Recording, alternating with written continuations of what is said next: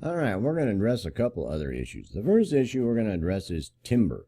So what I want you to do is I've got another video on this channel that's called timbre, basic timbre, and I want you to go watch that video to understand a little bit more about timbre. The next thing we're going to talk about is dynamics. Now, dynamics can be a huge thing, but when we're talking about music theory, most of the time we're talking about, notation denoting when somebody's supposed to be louder or softer. And basically, and sometimes it can actually be articulations that are articulated differently on different instruments that almost resemble the same concept of being louder and softer. And so that's the basic concept of it, but a lot of times it can also be like building dynamics of something building up, or dying down, some kind of construct that's built around that whole concept.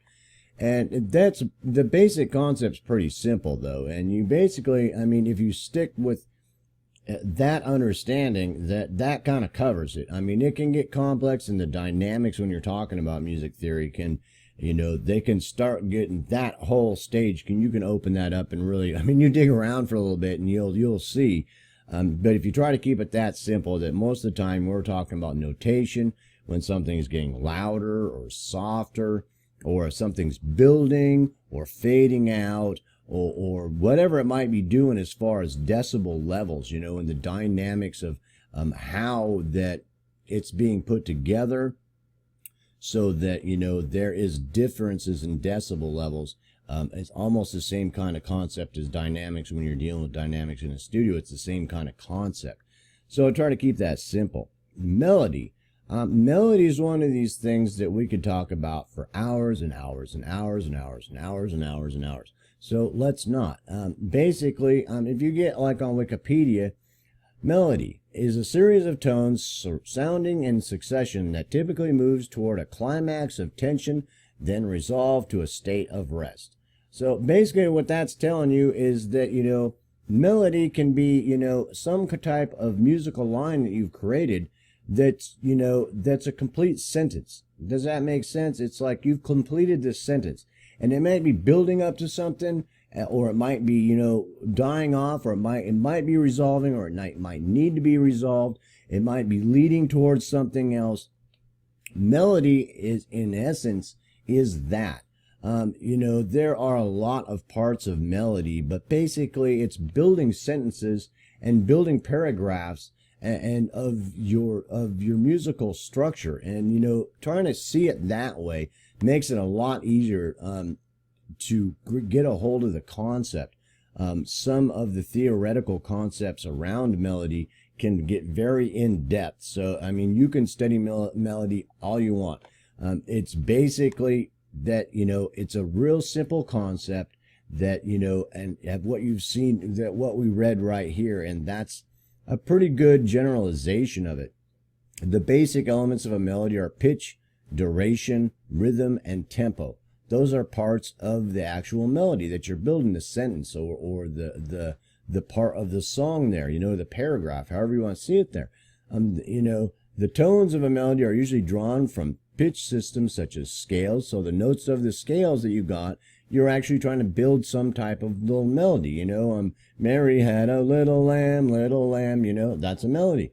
And the melodies can be very complex and they can be very simple. It just kind of depends where you go with it. Or modes. Modes are something we haven't talked about, and we will in just a moment. So basically you understand that. I hope that it's pretty simple, and I'm trying to get you to see it in your mind that it is very simple. You're just creating a short sentence or a short paragraph that is, a part of the painting that's completed, that's going to be added to other parts of the painting. Does that make sense? And I'm trying to get through it with it being very simple without getting real complex into it, because it can be. You can study melody a lot, and I've watched videos of people studying Bach and Beethoven, and I just want to fall on my face, and I'm like, well, okay, that's enough. I understand that, but does that make sense? And some of it can be cool, and some of it can just get out of control.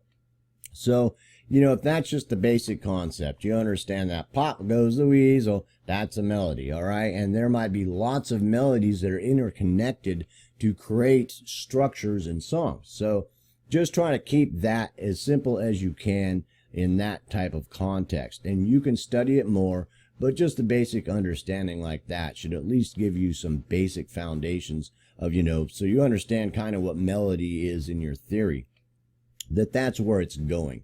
And, and then the next thing we were going to talk about modes a little bit. Now, on a guitar, modes can be very, very, very, very pertinent, because the problem is you'll have a mode, you're playing, like in G, and you're starting off on the G note on the guitar, and then you go up to A, and so you're playing the Dorian scale, and it's viewed as a Dorian mode. On the piano, it doesn't look like that. Basically, what the mode most of the time they're talking about in music theory is that you're basically, you're creating some melody or some type of improvisation around, let's say you're playing in the key of C. So you've got the C chord going, and you're basically maybe roaming around on the scale notes around that while you play, but you keep resolving back to C. And so you'd be playing in, C Ionian. The modes, I will specify the modes, what modes are what, but it's, the modes are pretty simple. And, I don't want to get you too much into that right now, because the modes can basically be that you're writing a song and you're playing in the key of C, and you're actually forming the song based on the second interval. And so if you were basing that song on the second interval and really staying around, or in that section of the song, really around that second interval, that you would be playing like C Dorian. Does that make sense? Because it would be in the key of C, but you'd be really focused around the second interval, the chord at the second interval. Your melodies would be resolving back to that interval. And so you would basically be looking like you're playing in the mode of C Dorian. And I hope that's kind of simple to understand, and we'll address that a little bit better. So I hope you understand that in trying to keep melody really simple in your mind.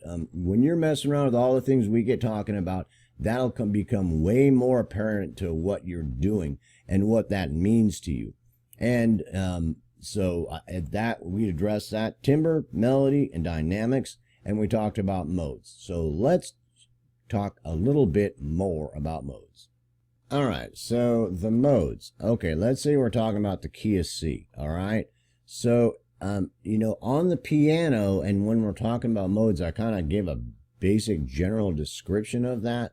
And what happens there is it would be C in the key of C, because you've got the first, second, third, fourth, fifth, sixth, and seventh intervals. Each interval is going to be assigned a mode. So you'd come back, and the first interval would be Ionian, the second interval would be the root of Dorian, the third interval would be the root of Phrygian, the fourth interval would be the root of Lydian, the fifth interval would be the root of Mixolydian, the sixth interval would be the root of Aeolian, and the seventh interval would be the root of Locrian. Now, A is obviously your relative minor, so you can always understand if somebody's playing about the relative minor, so they're playing Aeolian around their relative minor, you can understand that basically they're playing around this A minor chord in the key of C, but they're basically, any melodies they're running are maybe running around all over the place, but they're always trying to resolve back to that A note.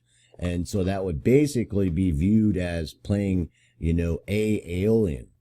Or C Aeolian, I should say, because basically when you look at it, you have to look at the root and the key, the scale that you're working in. So E in that scale of C would be E Phrygian. Does that make sense? So if I was playing E minor and I was playing the melodies around it, but we're always resolving back to this E, but I was playing in C, that it would be E Phrygian, working off the third interval of the scale of C. And it's basically about that simple. It's not any, when I'm playing guitar, it gets a real complex, and But on the piano, that basically, if you can understand that concept, to where if you're playing in the key of C, but you're really playing around D, you've got the D minor chord and you're really playing around that, and your melodies may be playing around all over the place, in any of the keys, any of the notes that you can play in that key, but they always keeps resolving back to that D.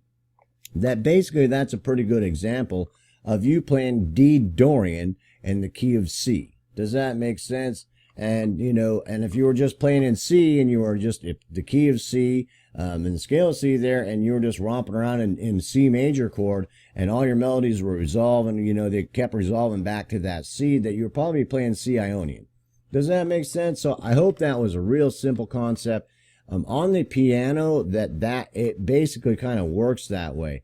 The basic concept works that way. Sometimes with different instruments, the applications of it can be a little bit different, but the actual theory of what it was designed to be for a long time ago was that application.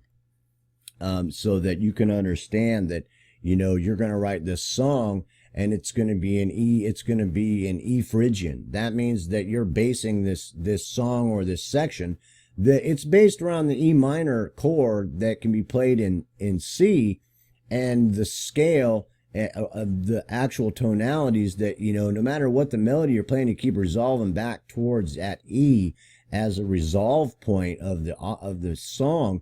And so basically that's been written in E Phrygian. Does that make sense? So I hope that kind of makes sense.